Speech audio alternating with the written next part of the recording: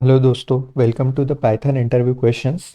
तो इस ट्यूटोरियल में हम एक इम्पॉर्टेंट क्वेश्चन के बारे में पढ़ेंगे, जिसको हम बोलते हैं रिकर्सिव फंक्शन। ठीक है, तो चलिए मैं प्रॉब्लम स्टेटमेंट आपके लिए पढ़ देता हूँ। Write a recursive function to calculate the factorial of a number.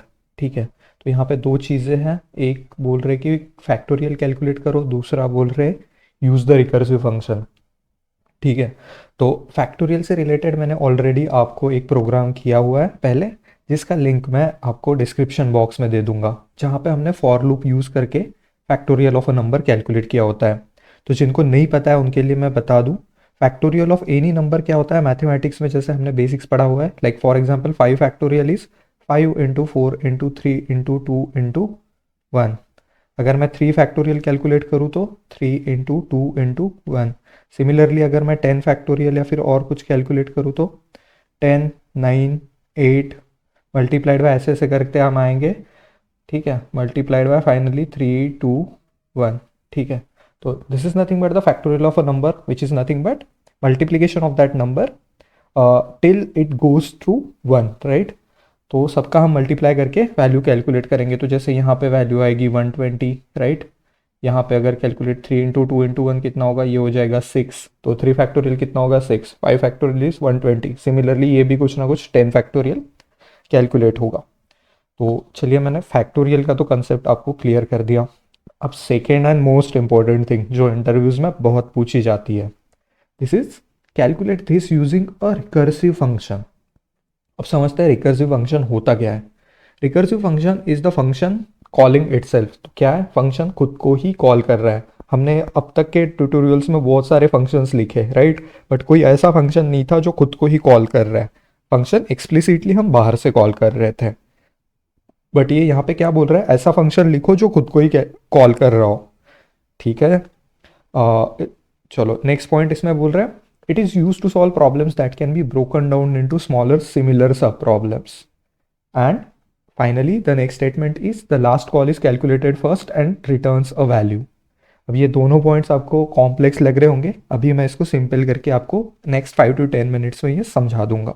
ठीक है, तो यहाँ पे क्या बोल रहा है, एक कॉम्प्लेक्स अगर प्रॉब्लम है ना, तो उसको स्मॉलर सब प्रॉब्लम्स में डिवाइड करो। जैसे कि यहाँ पे देखिए, जैसे मुझे 5 का फैक्टोरियल कैलकुलेट करना है, तो मैं क्या कर सकता हूँ, इसको एक स्मॉलर प्रॉब्लम मैंने डिवाइड कर दिया, 5 इंटू 4 फैक्टोरियल, राइट। अब 5 इंटू 4 फैक्टोरियल, तो 5 रहेगा, मल्टीप्लीकेशन का मल्टीप्लीकेशन है। 4 फैक्टोरियल क्या है, 4 factorial is nothing but 4 into 3 factorial. तो ये और स्मॉलर हो गया। अब इसको 4 इंटू 3 फैक्टोरियल, तो 3 फैक्टोरियल क्या है, 3 इंटू 2 फैक्टोरियल। 2 फैक्टोरियल क्या है, 2 इंटू 1 फैक्टोरियल। 1 फैक्टोरियल क्या है, 1 इंटू 0 फैक्टोरियल। और हम जानते हैं कि 0 फैक्टोरियल की वैल्यू होती है 1। तो यहाँ पे इसने 1 रिटर्न किया।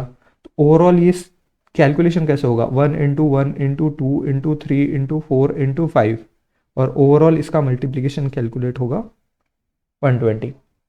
तो हमें ऐसा ही फंक्शन लिखना है जो फैक्टोरियल को, फैक्टोरियल नाम का अगर हम एक फंक्शन लिख रहे हैं तो वो उसको रिकर्सिवली कॉल करे। तो ये यही बोल रहा है कि हम इसको स्मॉलर स्मॉलर सब प्रॉब्लम्स में डिवाइड कर रहे हैं। तो हमने एंड में कहाँ पे लेके गए उसको, 0 फैक्टोरियल, जो रिटर्न किया हमें 1, right.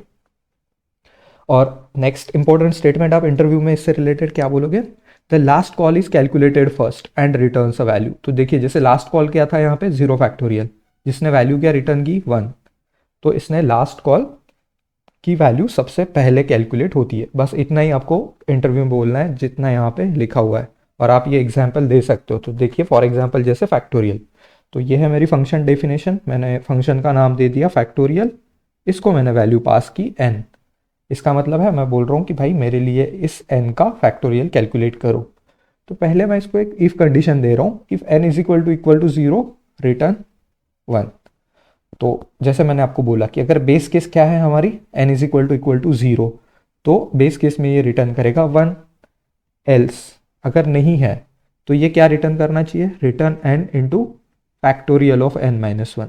This is very important. तो देखिए अब हमारा फंक्शन ही फैक्टोरियल है, और फंक्शन को ही हम इस एल्स कंडीशन में कॉल कर रहे हैं, दैट फैक्टोरियल ऑफ n-1। जैसे अगर मैंने n में 5 पास किया तो यहाँ पे क्या रिटर्न करेगा ये, 5 के लिए पहले एग्जीक्यूशन कैसे होगा, 5 इज 5 इक्वल टू 0, नो।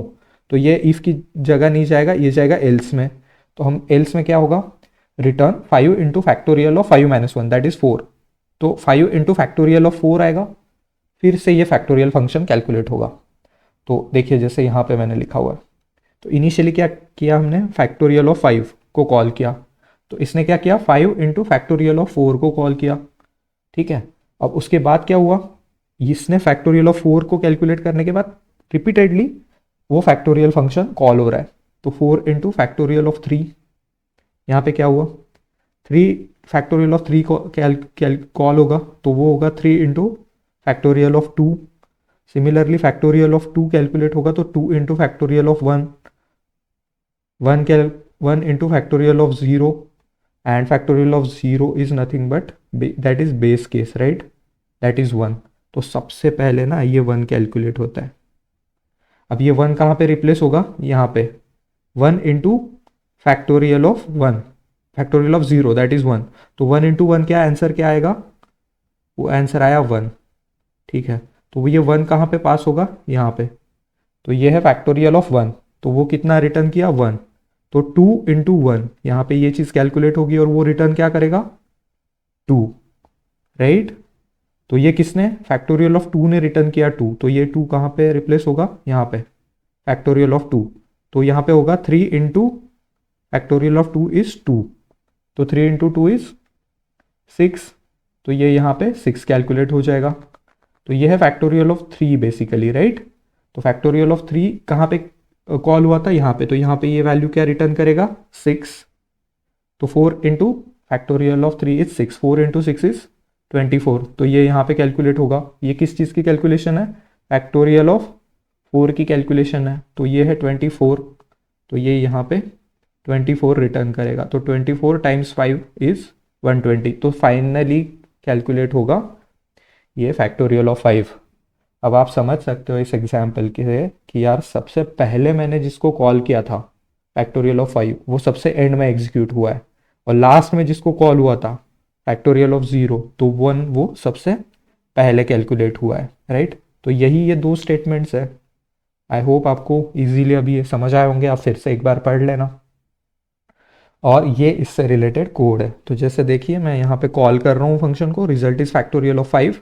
तो इनिशियली ये 5 के साथ, n इज इक्वल टू 5 के साथ ये फंक्शन कॉल होगा, और अल्टीमेटली जैसे मैंने आपको बताया ये 120 वैल्यू रिटर्न करेगा। इस टेबल से आप समझ सकते हो बहुत अच्छे से कि यार ये फंक्शंस ना कॉल कैसे हो रहे हैं, और सेम फंक्शन जैसे फैक्टोरियल ही फंक्शन है और वो खुद को कैसे कॉल कर रहा है। जैसे फैक्टोरियल ऑफ 5 कॉल कर रहा है फैक्टोरियल ऑफ 4 को, फैक्टोरियल ऑफ 4 कॉल कर रहा है फैक्टोरियल ऑफ 3 को, और इसी तरीके से कैलकुलेशन हो रही है। आई होप आपको ये प्रोग्राम समझ आया होगा, और गाइस ये प्लीज़ कर लेना अच्छे से, ये इंटरव्यूज़ में बहुत बहुत पूछते हैं, ठीक है। तो चलिए हम इसको जुपिटर नोटबुक में रन करके देखते हैं। यहाँ पे मैंने कोड लिखा हुआ है, सिंपल कोड है, right. Factorial of n function हमने लिख दिया। अगर n 0 है तो 1 रिटर्न करो, because we know that n का 0 का फैक्टोरियल होता है 1। Else n into factorial of n minus 1 return करो, that is again like very simple. तो ये अब यहाँ पे result is equal to factorial of 5, ठीक है, एंड फिर फैक्टोरियल ऑफ 5 रिजल्ट। तो ये यहाँ पे क्या रिटर्न करेगा, factorial of 5 is 120, simple, right. That is factorial of 5 is जो रिजल्ट में वैल्यू स्टोर हुई है, और वो क्या स्टोर हुई है, 120। चलिए यहाँ पे मैं 3 का करके देखता हूँ, सिंपल। 3 का क्या रिटर्न करना चाहिए, 3 इंटू 2 इंटू 1 दैट इज 6।